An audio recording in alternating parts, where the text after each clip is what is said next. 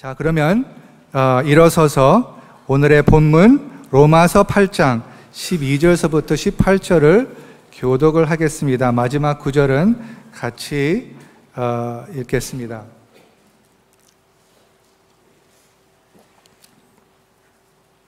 그러므로 형제들아, 우리가 빚진 자로 돼 육신에게 져서 육신대로 살 것이 아니니라. 너희가 육신대로 살면 반드시 죽을 것이로되 영으로서 몸의 행실을 죽이면 살리니 무릇 하나님의 영으로 인도함을 받는 사람은 곧 하나님의 아들이라. 너희는 다시 무서워하는 종의 영을 받지 아니하고 양자의 영을 받았으므로 우리가 아빠 아버지라고 부르짖느니라. 성령이 친히 우리의 영과 더불어 우리가 하나님의 자녀인 것을 증언하시나니 자녀임은 또한 상속자 곧 하나님의 상속자요 그리스도와 함께 한 상속자니 우리가 그와 함께 영광을 받기 위하여 고난도 함께 받아야 할 것이니라. 다 함께 생각하건대 현재의 고난은 장차 우리에게 나타날 영광과 비교할 수 없도다. 아멘. 네, 감사합니다. 앉아주시기 바랍니다. 네, 4024 40일 동안 우리가 그룹별로 또 개인적으로 기도하는 시간을 갖게 됐습니다. 아마 많은 것을 경험하셨을 것 같습니다. 처음에 시작할 때 많은 일들이 터지는 것 같았습니다. 그런 가운데 정말 마음이 하나가 돼서 기도하는 여러분 얼마나 감사한지 모르겠습니다. 그래서 많은 기도 응답을 여러분 경험하셨고, 그런 가운데 또 많은 아직 그 기도 응답이 안 된 것을 아마 기다리고 있다는 것을 제가 추측을 합니다. 특별히 4024에 오래 참여한 분들은 이렇게 말을 합니다. 기도하기 시작하면은 모든 것이 잘 뚫려야 될 텐데 더 많은 역경들이 일어난다는 것을 이제 경험을 하는데, 그것이 보통이라는 것이에요. 보통. 그래서 기도하실 때 역경을 맞닥뜨리는 것은 보통이라는 것을 다시 기억하시기를 예수님의 이름으로 축복합니다. 그래서 이 역경과 고난, 그리고 또 저도 이제 이 과정을 거치면서 뭐 큰 고난은 아니지만 그래도 어떤 이런 역경을 거치면서 또다시 그 고난의 의미에 대해서, 이 고난을 어떻게 극복을 하는 것에 대해서 묵상하는 시간이 있었습니다. 근데 이 고난이라는 것은 정말 아무 누구에게도 다 올 수 있는 것이죠. 그래서 오늘 저 마지막 두 구절, 우리가 읽은 그 두 구절에 고난이라는 단어가 두 번 등장합니다. 17절에 보면은 그 후반에 있는 거기에 보면은 그와 함께 영광을 받기 위하여 고난도 함께 받아야 할 것이니라. 그리고 18절에 보면은 생각하건대 현재의 고난은 이라고 했습니다. 현재 고난은 그래서 이 로마서 8장은요, 여러분 아마 그 성경을 정말 사모하시는 분들, 또 공부하신 분들은 아시겠지만은 로마서 8장 같이 우리를 정말 힘을 주는, 격려해 주는 다른 데도 많이 있지만은 특별히 이 로마서 8장이 아주 강력하게, 아주 깊게 우리를 위로해 주는 장입니다. 그래서 저도 항상 어려울 때 로마서 8장으로 돌아가는 것 같아요. 그래서 그것을 읽으면서 이제 고난을 어떻게 극복한다는, 하나님께서 무엇을 선물로 주셨는지 그것을 우리가 묵상을 해보겠습니다. 여기에서 로마서 8장에서 나오는 그 네 진리를 우리가 묵상하겠는데, 첫째는 이제 고난의 단어에 대해서 이야기하고, 포인트가 4개 있는데요. 죄송합니다. 포인트가 4개까지 있어서 죄송합니다. 좀 짧게 더 해야 될 것인데 그냥 묵상하다 보니까 그렇게 됐어요. 네, 넷째, 넷째 포인트가 오늘 그 설교 제목을 주는 고난은 장차 우리에게 나타날 영광, 영광과는 비교할 수 없다. 그래서 장차 나타날 영광, 고난과 장차 나타날 영광은, 그러니까 첫 포인트하고 네 포인트인데요. 넷째 포인트인데, 그것을 묵상하다 보니까 이제 둘째하고 셋째 포인트가 나온 거예요. 이제 문맥을 보니까 그것을 이제 따라서 우리가 묵상을 해보겠습니다. 자, 이게 8장에 나오는 진리가 무엇입니까? 첫째는 그리스도인에게 고난이 있다는 것은 이상한 것이 아니라는 것을 가르쳐주고 있습니다. 고난은 우리가 찾아서는 안 됩니다. 하나님께서 우리에게 고난을 찾으라 그러진 않았습니다. 반면에 고난을 피하지 말라, 피하라 그러진 않았습니다. 근데 고난이 있다는 것을 말씀해 주시는 것이에요. 17절에 우리가 그와 함께 영광을 받기 위하여 고난도 함께 받아야 할 것이니라. 고난이라는 것은 이상하다는 것이 아닙니다. 우리는 그것이 고난이 없었으면 좋겠는데, 역경이 없었으면 좋겠는데, 그러한 마음이 인간의 마음이죠. 근데 인간의 마음이 이렇게 커져서 나온 신학이 뭐냐면은 이걸 기복신앙이라고 그래요. 기복신앙. 기복신앙은 뭐냐면은 모든 고난을 없애주게 하는 하나님이 됐으면 좋겠다는 것입니다. 그렇죠? 그래서 하나님의 자녀가 되면 예수님께서 우리를 위해서 고난을 당하셨기 때문에 이제 예수님을 따르는 자들은 예수님이 고난을 당하셨기 때문에 우리는 고난을 경험하지 않아도 된다고 이렇게 주장하는 신학이 이제 기복신학, 신앙의 신학입니다. 기복신앙은 이런 거죠. 여러분 다 아시다시피 예수를 믿으면은 모든 것을 하나님께서 축복해 주신다는 것입니다. 물질적으로나 자녀들이 입시를 할 때 도움을 받는다는 거나 뭐 좋은 집이나 좋은 차나 좋은 직장, 좋은 이 모든 것, 나쁜 것은 아닌데 그것을 이제 추구를 하게 하는, 그래서 하나님은 어떤 하나님이냐면은 내 모든 원하는 것을 채워주시는 그 분이라고. 그것이 이제 기복신앙입니다. 그런데 오늘 이제 로마서 7장하고 8장을 보면은 지금 이 시대에는 모든 것이 다 잘 되는 것이 아니고 그 속에 고난이 있다는 것을 가르쳐 주는 것이에요. 이것이 그냥 이 세상을 보면은 고난투성입니다. 고통투성입니다. 그런데 하나님의 자녀가 되면 하나님께서 그 고난을 완전히 없애주는 거 아닙니까? 라고 생각을 하는 사람에게 로마서 8장을 우리가 다시 읽으면서 기억해야 됩니다. 이 고난은 이상한 것이 아닙니다. 그것은 뭐냐면 예수님께서 오셨을 때 천국을 도래하게 하셨습니다. 그런데 그것이 이미 이루어진 부분이 있고 아직 이루어지지 않은 부분이 있다는 것입니다. 그 신학적인 표현은 already, 이미 이루어진 것이 있고 not yet, 아직 하나님께서 이루어질 것이 있습니다.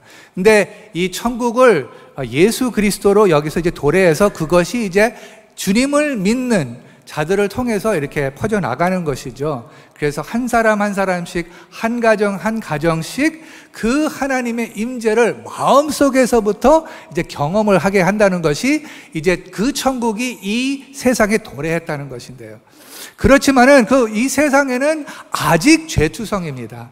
아직 하나님을 버린 사람들이 너무나 많이 있습니다. 하나님을 버리게 되면 거기서 발생하는 문제들이 생기는데 그것이 고난이에요. 고난. 하나님께서 그것을 허락하십니다. 그것을 허락하시면서 고난을 통해서 우리가 하나님을 더 이상하게 생각할 수는 있어요. 하나님이 살아계시면, 존재하시면 왜 이러한 모든 세상이 망가지게 하는 것을 허락하십니까? 하면서 하나님을 더 멀리도 할 수 있지만은 또 여러분과 저도 이제 경험하신 분들은 같이 경험하신 거 있어요. 그게 뭐냐면 이 고난을 통해서, 어려움을 통해서 나의 한계를 경험하고 나의 한정을 깨닫고 그때 하나님을 찾게 되는 그 놀라운 은혜가 거기에 있다는 것을 우리는 알고 있다는 것이죠.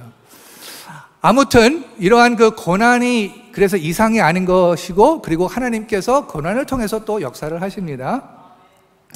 그것이 이제 이 단어, 그 고난이라는 단어는 두 면이 있는데요. 외면적인 그 측면이 있고 내면적인 측면이 있습니다. 외면적으로 재앙, 불행, 고통 그런 것이 있고, 또 거기에는 내면적인, 가장 고통스러운 것은 사실은 외면적인 것보다 내면적이죠. 네, 그것 정말 그렇습니다. 가장 고통스러운 것은 내면적인 이 마음속에 있는 것이죠. 근데 그것이 믿는 사람들에도 계속해서 있다는 것입니다. 그래서 둘째 포인트는 그리스도인에게는 내면적인 싸움이 있습니다. 그리스도인에게는 내면적인 싸움이 있습니다. 로마서 8장 12절을 보겠습니다. 로마서 8장 12절을 보면은 이렇게 나와 있습니다. 다 같이 읽어볼까요? 시작. 그러므로 형제들아, 우리가 빚진 자로되 육신에서 13절, 너희가 육신대로 살면 반드시 죽을 것이로되 영으로서 몸의 행실을 죽이면 살리니. 네, 여기 육신이라는 단어가 반복해서 또 나옵니다. 그래서 성경은 이 내면적인 싸움을요, 이 육신과 싸우는 것이라고 표현을 했습니다. 근데 육신이 무엇인지 잠깐 복습을 합시다. 육신이 무엇입니까? 육신이 지금 이것을 육신이라고 육체적인 것을 얘기하는 것인가요? 아니죠. 여기에서는 그 육신이라는 것은 자기 중심적인 생각. 그러니까 이 모든 세상은 나를 위해서 돌아가야 된다는 그러한 것이 이제 그것이 그러니까 죄의 본질이죠.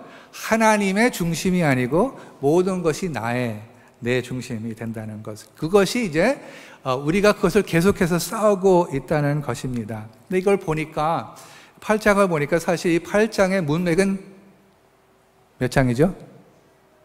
7장이에요. 8장의 문맥은 7장이잖아요. 7장.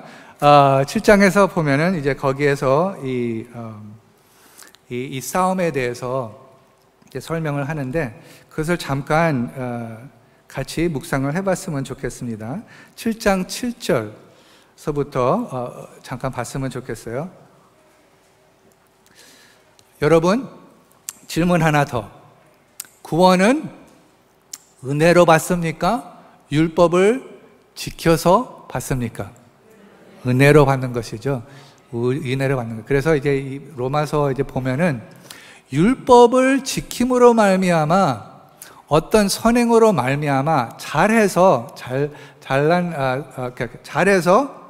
이제 구원을 얻지 못한다고 얘기하고, 오히려 그래서 율법은 이렇게 제쳐놓고 무엇을 봐야 되냐면은 예수 그리스도의 은혜를 봐야 된다 그럽니다. 그런데 거기에서 이제 나오는 질문 하나가 있어요. 그 질문 하나가 뭐냐면, 그러면 율법이 그렇게 우리를 죄짓게 하면은 그 율법이 나쁘냐고 이제 그 생각이 이제 떠오르게 된다는 것을 이제 사도 바울이 로마서에서 몇 번 언급을 하는데, 오늘 7장 7절에 그러한 그 질문으로 시작합니다. 그래서 그걸 다 같이 한번 읽어볼까요? 첫 부분만 시작. 그런즉 우리가 무슨 일을 하리요? 율법이 죄냐? 그럴 수 없느니라. 네, 여기에 질문이에요. 그 사람이 율법으로 우리가 구원을 얻지 못하니까, 이게 율법으로 또 사람들이 더 죄를 짓게 되니까 이 율법이 죄냐? 근데 대답은 그럴 수 없느니라. 그리고 나중에 가서 보면은 율법이 나쁜 것이 아니라고 합니다. 율법은 좋은 것입니다 하고 이렇게 선포를 하는 것이죠. 근데 그러면 율법의 그 역할이 무엇인가를 가르쳐 주는데, 계속해서 구절을 보겠습니다. 율법으로 말미암지 않고는 내가 죄를 알지 못하였으니. 이 말은 무슨 뜻입니까? 더 나아가서 곧 율법이 탐내지 말라 하지 아니하였더라면 내가 탐심을 알지 못하였으리라. 세상 사람들한테 가서 당신이 죄인이라고 생각합니까? 하면은 네, 나는 죄인입니다 라고 대답하는 사람이 얼마나 많이 있을까요? 큰 죄를 범한 자도요, 사람을 죽인 자들도요, 그거에 대해서, 이제 사건에 대해서 좀 내가 읽었는데, 나중에 가서 물어보면, 나 할 수 없이 이렇게 했어. 할 수 없이 이렇게 했어. 그리고 나는 그냥 평범한 사람이야. 라고 이렇게 얘기를 합니다. 죄가 없다고 합니다. 그래서 요새 제가 엔조이 하는 것 가운데 하나가, 이제 제가 말씀드렸죠. 유튜브에서 예수님을 어떻게 인격적으로 만나는 그 간증들이 이제 나오는데, 특별히 이게 하나가 이제 그 생각에 떠오르는데요. 이분은 정말 모든 것을 놀랍게 탁월하게 하신 분들입니다. 정말 세상적으로 유명한 분입니다. 유명한 유태인입니다. 그런데 자기에게 접근하는 자가 와서 이 죄인이라는 것을 얘기해 줬을 때 자기는 이렇게 말했다고 합니다. 나는 그 당시 때 나는 죄인 아닌데, 나는 나쁜 사람 아닌데, 나는 사람 죽이지 않고 나쁜 짓 하지 않았는데, 그런데 이 사람이 한 구절을 언급을 했습니다. 우리가 잘 아는 산상수훈에서 나오는 그 구절을 언급을 했습니다. 거기에는 간음하지 말라는 그 계명이 있죠. 근데 이제 보면은 예수님께서 간음하지 말라를 이제 해석을 해주십니다. 그 의미를 해주시는데 이렇게 말씀하시죠. 나는 너희에게 이르노니 음욕을 품고 여자를 보는 자마다 마음에 이미 간음하였느니라. 그러니까 이것이 어떻게 내가 행실로 그 간음한 것도 간음이지만은 정말 그것이 어디서부터 시작하냐면은 그 마음에서부터 시작한다는 것을 알려주고 있죠. 그래서 이 사람이 그것을 듣고 깜짝 놀랐어요. 왜냐면요, 이 사람이 그 당시 때 많은 잡지를 보고 있었습니다. 잡지를 보고 있어 갖고서 어떻게 하나님의 말씀이 내가 지금 하는 것을 알고 있지? 하고 이제 거기에 이제 큰 죄책감을 느꼈습니다. 여기에 보면은 살인하지 말라라는 알겠는데, 그 살인하지 말라도 해석을 해 주시죠. 네. 칼로 사람을 죽이고 죄를 범하는 것에만 죄가 아니라 마음에서 사람을 미워하고 사람을 낮게 보이는 것이 이제 하나님의 형상의 지음을 따라서 하는 것이 아닌, 하나님을 버려서 나온 그러한 것이라고 이제 우리 말씀은 가르쳐 주고 있죠. 그래서 이 율법을 깨닫지 못했을 때에는 9절에 보면 내가 살았더니, 그것은 무슨 뜻이냐면은 율법을 몰랐을 때는 내가 죄인인 것을 모른 거예요. 그래서 율법의 역할이 무엇이에요? 죄를 알게 하는 것이란 말이죠. 그래서 저는 이제 우리 이렇게 설교하면은 말씀을 이제 선포를 해야 되잖아. 여기 율법이 있습니다. 아멘? 너무 약하십니다. 율법이 있어요, 율법. 네. 율법을 가르쳐야 됩니까? 안 됩니까? 가르쳐야 되죠. 네, 가르쳐야 돼요. 근데 여기 7장에 보면은 율법을 들었을 때 그것이 자기에게 긍정적인 결과를 가져오지 않았다고 그랬어요. 그것을 봅시다. 9절을 봅시다. 전에 율법을 깨닫지 못했을 때는 내가 살았더니, 그러니까 살았다는 것은 정말 살았다는 것이 아니라 그 죄를 모르고 그냥 뭣도 모르고 살았다는 것이에요. 그런데 계명이 이름에 죄는 살아나고, 근데 그 계명을 들었을 때, 율법을 들었을 때 그 마음 속에 있는 죄성이 거기서부터 나왔다는 것이에요. 율법을 듣고 그 죄성이 더 나왔다는 것입니다. 그래서 그 죄성이 나왔기 때문에 나는 죽었도다, 사망을 이루었다는 것을 가르쳐 주고 있습니다.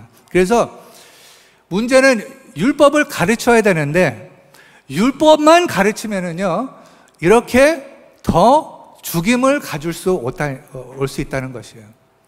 왜냐하면 거기서 또 그 하나님의 은혜를 모르고 그것을 듣게 되면은 또 내 혼자의 힘으로서 그것을 행하려고 이제 노력이 시작된다는 것이죠. 탐심하지 말라, 탐욕하지 말라. 그래? 그러면 내가 있는 것을 더 가난한 사람한테 주고 또 헌금도 많이 하고, 그런데 그것을 주면서 사실 거기서 원하는 게 뭐냐면은 사람들의 인정을 바라는 것이에요. 인정을 바라기 때문에 하나를 제거한다 그러는데 더 큰 함정에 빠지게 된다는 것이죠. 그것을 우리가 알고 있습니다. 사역도 마찬가지입니다. 제가 하물며 제자훈련도 마찬가지라고 생각을 할 수가 있습니다. 이것을, 율법을 잘 지키면, 이 좋은 것을 잘 지키면, 잘 지켜야지, 잘 지켜야 됩니다. 잘 지켜야 되는데, 그것이 내 기준으로 돼서 그것을 클럽으로 만들면 안 된다는 것이죠. 클럽으로 만들면은요, 거기 입장권을 갖고 있어요. 입장권을 갖고 있어 갖고서 너는 아직 여기에 도달하지 못해. 그래서 너는 이 클럽에 들어오지 못해. 그래서 율법을 지키면서 강조하는 그 좋은 율법, 그 좋은 것이에요. 하나님을 경외하는 것이 다 좋은 것이에요. 제자훈련도 다 좋은 것이고 모든 것이 다 좋은 것입니다. 근데 좋은 것만 이렇게 강조를 하다 보면은 거기에 이것을 잘하고 있나 안 하고 있나는 어디서 알 수 있냐면은 이것을 강조할 때 입장권을 가지고 있는지 안 있는지 그것을 우리가 문의할 필요가 있다는 것이죠. 그 입장권을 가지고 있으면요, 무슨 뜻이냐면은 나는 안에 있고 너는 밖에 있다는 뜻이에요. 나는 안에 있고 너희는 밖에 있다는 뜻이에요. 그래서 한국말에는 그러한 표현이 나옵니다. 왕따 당했다고. 왕따 당한다는 것은 무슨 뜻이냐면은 그 속에 나는 지금 환영하지 못하게 된다는 거예요. 그런데 그것을 너무나 누가 잘할 수 있냐면은, 그렇게 할 수 있냐면은 율법을 강조하는 성도들이 그렇게 할 수가 있다는 것이에요. 그래서 율법은 너무나 좋은 것인데 나와 율법만 있으면은 그것이 사람을 왕따당하게 하는 것이 된다는 것. 그래서 거기에 위험이 있다는 것이죠. 그래서 거기에서는 이것을 항상 우리가 물어봐야 되는 것입니다. 내가 이것을 강조할 때 사랑이 있는 것인가 없는 것인가, 의뢰가 있는 것인가 없는 것인가를 계속해서 물어봐야 되는 것 같습니다. 그래서 최근에 말씀을 전했을 때 가장 우리가 이단이라는 단어를 많이 쓰는데 정말 이단은 어디서 알 수 있는가? 진리 모르는 거 그런 거 다 할 수 있어. 그것도 포함한데, 근데 정말 그것이 이제 삶에서 어떻게 나타나는 걸 보면은 거기는 참된 사랑, 하나님의 사랑이 없는 곳이 이단이라는 것으로 이렇게 표현한 사람이 있는데 그것을 이제 나눴습니다. 그래서 이것은 그래서 이제 이 율법은 좋은데 그러니까 유대인들이 이 율법을 받았어요. 그런데 하나님을 따르지 않고 오히려 완전히 이제 타락하게 되는 것이 이제 구약의 이야기인데, 거기서 이제 노예로 사로잡혔다는 것은 보여주는데, 근데 그러면은 소망이 있는 것인가 없는 것인가 질문이 있다는 것이요. 아니, 잘 하려고 그러는데 왜 잘 못하게 되는 것인가? 이것이 이제 7장의 그 딜레마잖아요. 그래서 그것을 딜레마를 7장 24절에 이렇게 표현을 했습니다. 7장 24절에 오호라, 나는 곤고한 사람이도다. 이 사망의 몸에서 누가 나를 건져내랴.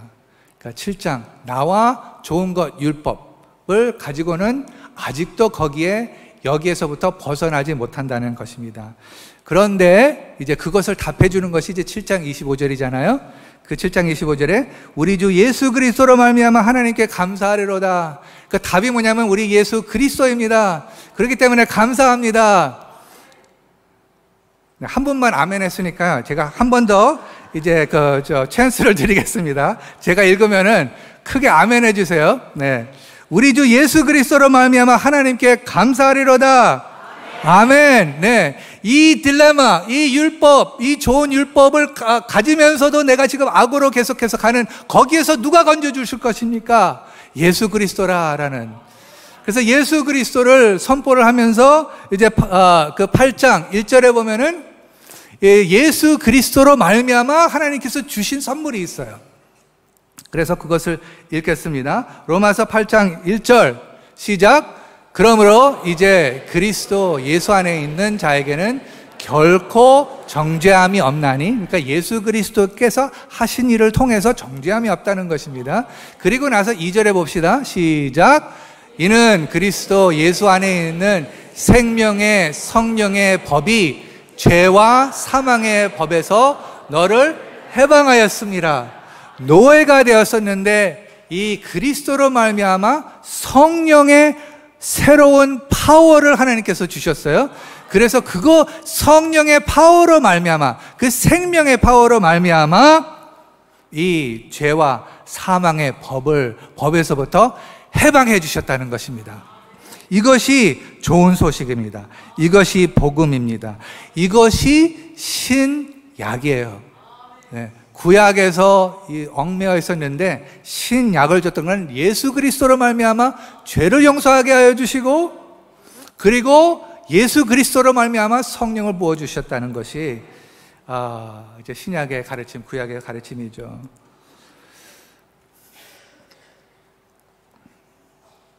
에스겔 36장 26절을 보겠습니다. 에스겔 다 같이 읽어볼까요? 시작. 또 새 영을 너희 속에 두고 새 마음을 너희에게 주되 너희 육신에서 굳은 마음을 제거하고 부드러운 마음을 줄 것이며. 네, 우리가 하지 못하니까 하나님께서 해주신다는 것이요, 하나님께서 새 영을 주신다는 것입니다. 그리고 나서 그러면 율례와 그 규례는 그러면 중요하지 않나? 그 다음 구절에 보면은 거기서 나타납니다. 이 새 영을 말미암아 그 율법을 지키게 한다고 그럽니까? 그러니까 율법은 좋은 것이에요. 좋은 것이. 그런데 어떠한 태도로, 어떠한 자세로, 어떠한 믿음으로 그것을 하는 것이 너무나 중요한 포인트라는 것이죠.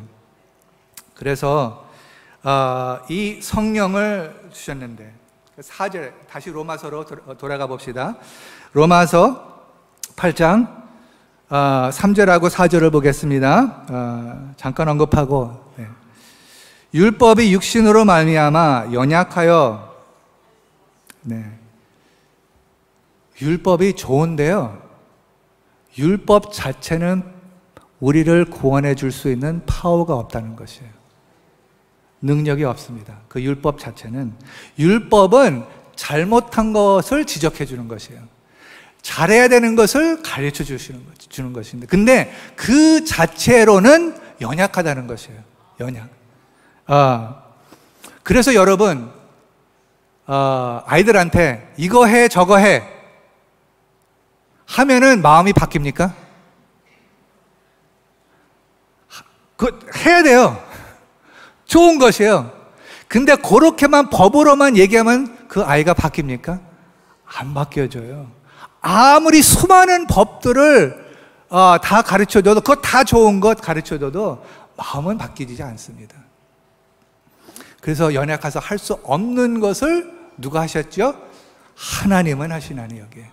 그러니까 곧 죄로 말미암아 자기 아들을 죄 있는 육신의 모양으로 보내어 육신의 죄를 정하사. 그러니까 십자가로 말미암아 죄를 드러나게 하여 주셨어요. 이것이 인간이 잔인하게 하는 일이다. 그리고 그것을 말미암아 죄를 파괴시키셨어요. 그래서 이제 4절 봅시다. 4절 보면은 육신을 따르지 않고 그 영을 따라 행하는 우리에게. 그러니까 그 전에는 자기중심적인 것을, 그러니까 육신을 따른다, 자기중심, 자기가 원하는 것을 따랐는데, 이제 우리 하나님의 자녀는 그 영을 따르는, 이 영을 따라서 행하는 자라고 했습니다. 그래서 우리에게 율법의 요구가, 그러면서 그 영을 따르면은 어떻게 되면 그 율법의 요구가 이루어지게 돼요. 이것이 정말 역설적인 놀라운 진리라는 것이죠. 그 성령이 없으면 이 율법이 나한테 죽음이 되는데, 성령이 있으면 율법이 좋은 것이 되는 것이에요. 그래서 7장은 나와 율법, 나만 있을 때가 있고 나와 율법이 있을 때도 있는데, 8장은 나와 율법과 뭐가 있냐면 성령이 있습니다. 성령이 있기 때문에 거기에 평안이 있다는 것입니다. 그래서 이것을 어떻게 경험합니까? 우리가 예수 그리스도한테 어떻게 옵니까? 주님, 내가 잘한 거 봐요. 내가 얼마나 많은 일을 했는데요. 하고 우리가 하나님께 갑니까? 아니잖아요. 정말 노력했는데도 내 마음속에는 여전히 선한 것이 없습니다.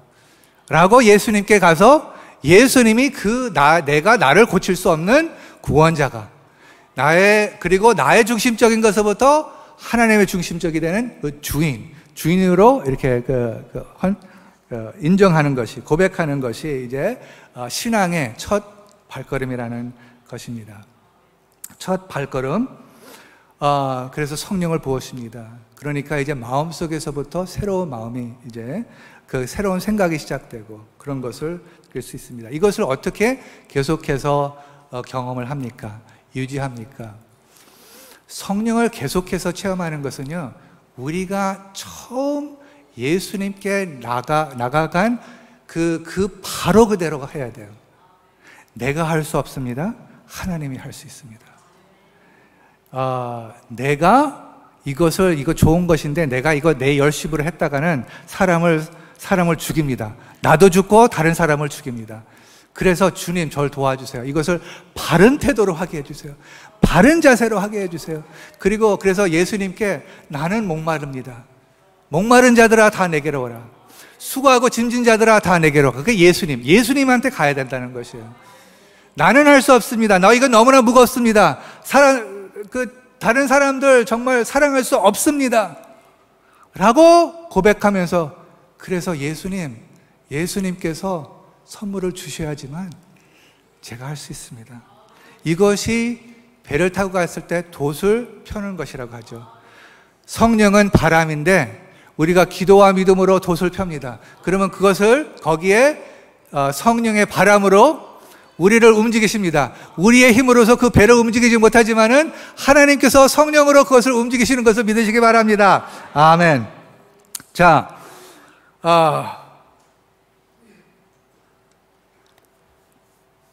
그리고 이제 5절하고 6절, 7절하고 8절, 5절, 6절만 보겠습니다. 5절, 6절 보면은, 근데 여러분, 이것을 우리가 깨달읍시다.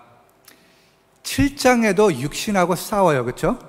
근데 8장에도 육신하고 싸웁니까? 안 싸웁니까? 아직도 싸우는 것이에요. 아직도 그 죄성이 있다는 것입니다. 그래서 여기 보면은, 그러면 육신에 지지 말라 그런 거예요. 육신의 생각을 하지 말아요. 육신의 생각은 사망이요, 성령의 생각은, 영의 생각은 뭐라 그랬죠? 생명과 평안이라고 여기 로마서 8장 5절하고 6절에 있습니다. 그래서 제가 이제 저한테 이제 문의하는 게 있어요. 제가 지금 마음 상태가 죽음에 있나 아니면 생명과 평안에 있나? 이 두 가지를 이제 물어봐요. 내 안에 생명과 평안이 있나 아니면은 죽음이 있나? 죽음이라는 건 거기에 불만, 시기, 절망, 욕심, 비교, 이런 것이 이제 거기에 다 있으면 이제 그것이 이제 나를 어떻게, 죽음이라는 것은 여러분 어떻게 느끼십니까? 아직 죽지 않았지만, 그렇지만은 죽음을 어떻게 느낍니까? 마음이요, 되게 무거워져요. 그쵸? 이 큰 짐이 나를 막 억눌리는 것 같아. 누가 이렇게 했는데 그게 도움이 됐어요. 왜 억눌리냐고 하면은 하나님이 되려고 하기 때문에. 하나님이 되려고 하는 게 얼마나 어려운지 아세요? 너무나 어려워요. 아니, 너무나 어려워. 그렇게 말해서는 안 되죠. 불가능하죠. 그런데 하나님이 되려고 한 사람이 미친 사람이라고 합니다. 미친 거예요, 미친 거. 우리가 다 죄를 지으면은 미친 사람이라는 거예요. 그것을 할 수 있다고 생각하기 때문에. 너무나 이것은 짐이 너무나, 모든 것을 다 알아야 되고, 전지전능해야 되고, 모든 사람들을 공평하게 해야 되고, 모든 사람의 마음을 정말 그대로 알아야 되는 분만 심판을 할 수가 있는 것인데, 우리는 다 부분적으로 우리가 얼마나 많이 안다고 해서 그것을 우리가 하겠습니까? 못합니다. 그런데 우리가 한다고 생각하는 것이 이제 미친다는 것이죠. 그래서 제가 미칠 때가 많이 있다는 것을, 내가 많이 정말 미쳐 있구나.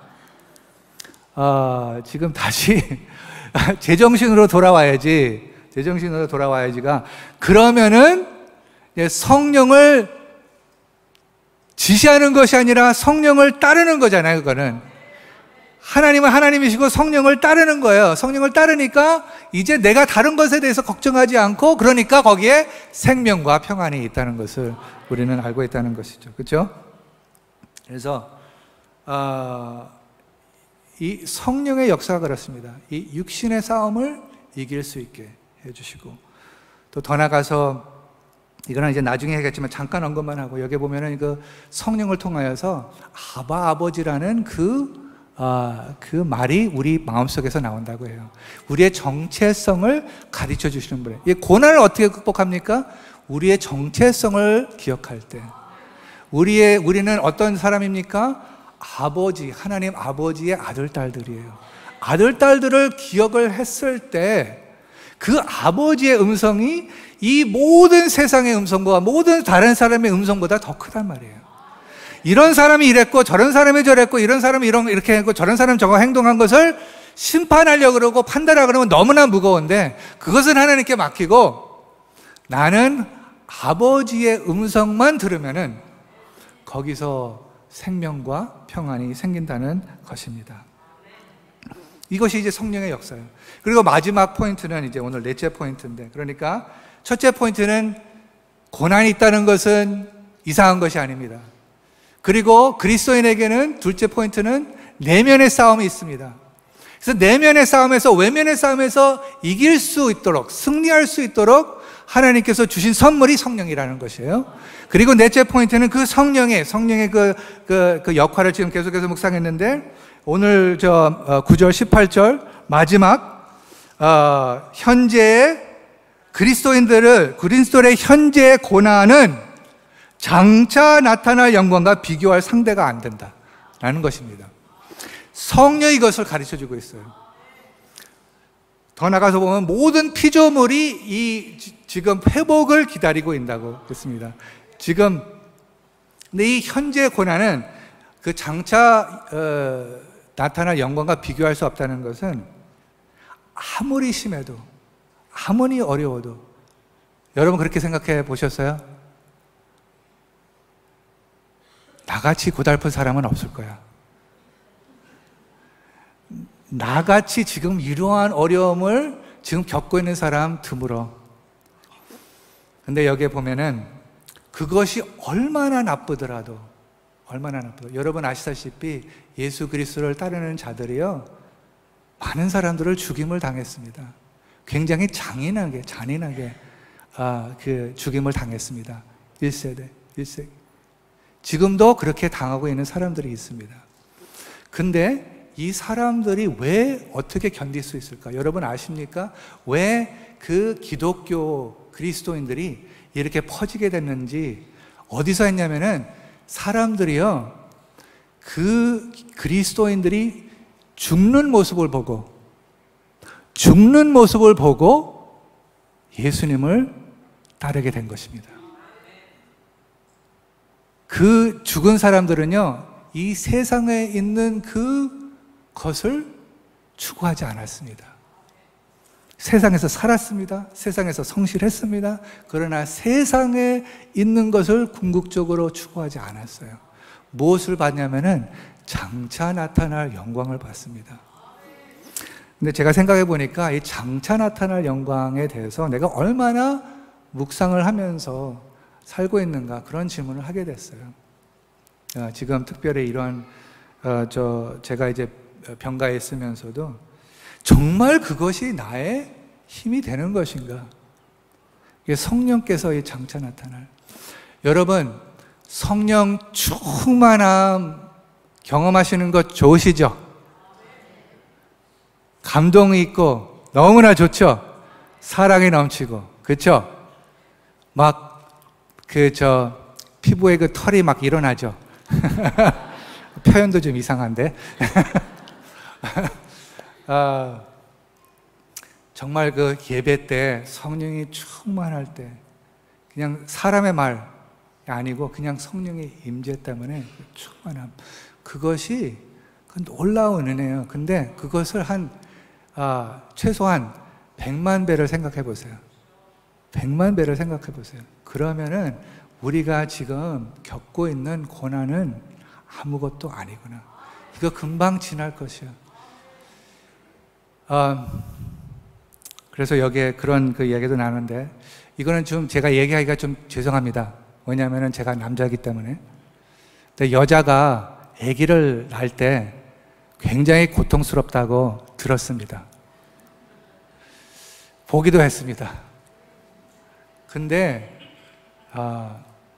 그렇게 고통스러운데도 또 아기를 가지고 싶어 한다는 것은 미친 사람이 그런 것을 생각하지 않나. 그렇죠? 그것은 왜냐하면 그것이 다 지나가기 때문이에요. 여러분, 이것이 복음의 소망입니다. 이 고난 아무리 어려워도 다 지나갈 것입니다. 그리고 그 장차 나타날 영광은 정말 비교할 수가 없어요. 그래서 견디세요. 버티세요. 그리고 그 고난 가운데 하나님께서 하시는 것은 하나님이 우리와 같이 걸어가십니다. 그것이 우리를 찬양했죠. 같이 걸어가. 그것이 막 드라마틱하게 할 때도 있지만은 사실은 대부분은 그냥 조용조용히 잠잠하게 매일매일 똑같은 거 하면서 똑같은 말씀 묵상하면서 하루하루 하나님께서 우리와 함께 걸어가신답니다. 그러한 믿음, 장차 새 하늘과 새 땅이 우리에게 내려올 것이란, 그때 모든 눈물을 닦아주실 것이고 사망이 없고 모든 아픔을 없애주실 것입니다. 그래서 아무리 아프더라도 우리가 견딜 수 있는 힘이 그 비전입니다. 그 비전에 하나님은 모든 사람들을 초청하십니다. 다시 하나님께 돌아오는 예수 그리스도로 말미암아 돌아오게 되면은 그것을 누릴 수가 있습니다. 우리의 중심적으로 살면은 그것을 누리지 못하게 됩니다. 누리지 못하게 돼요. 아무리 우리가 잘한다고 생각을 하지만은 죄의 본질은 하나님을 떠난다는 것이지 그냥 나쁜 짓을 한다는 것이 아니고 하나님을 떠난 것이 죄의 본질이기 때문에 하나님은 우리에게 사랑으로 대하시기 때문에 너가 나를 떠나고 싶으면은 너를 존중하기 때문에 떠나게 하시는 것이에요. 하나님께서는 그것을 원하지 않으십니다. 우리에게 선택권을 주는 것이죠. 그래서 여러분, 오늘 이 말씀을 듣고 혹시 내가 아직 주님께 돌아오지 않았나? 그러면 회개하신다는 것은 나의 중심, 자기 중심, 내 중심적인서부터 이제 하나님의 중심, 그리고 예수가 나의 구원자, 내가 나를 구원하지 못한다는 것을 이제 고백하는 것입니다. 그 고백으로 예수님께 나가시기를 예수님의 이름으로 축복합니다. 다 같이 기도하겠습니다.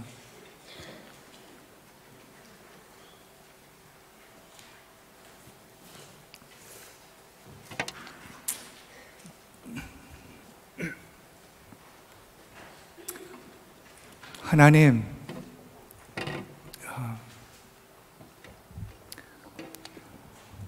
우리가 할 수 없는 것을, 율법으로만은 할 수 없는 것을 하나님이 예수 그리스도로 말미암아 행하여 주셔서 감사합니다.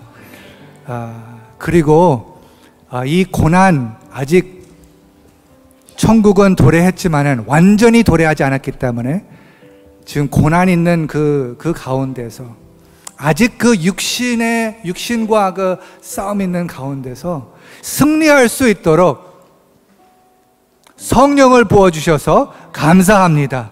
이 성령을 사모하면서 나가게 하여 주시옵소서. 어떤 모습으로도 찬양으로나 기도로나 말씀 묵상으로나, 그런데 거기에 가장 기본적인 것은 내 마음이 나는 할 수 없습니다. 그러나 주님은 할 수 없습니다. 주님은 할 수 있습니다. 라는 그러한 고백, 그러한 이해, 그러한 믿음이 있게 하여 주시옵소서. 그 말씀을 붙잡고 모든 고난을 극복하는 우리 빌립보 성도들, 오늘 3부 예배자들 되게 하여 주시옵소서. 예수님의 이름으로 기도했습니다. 아멘. 아멘.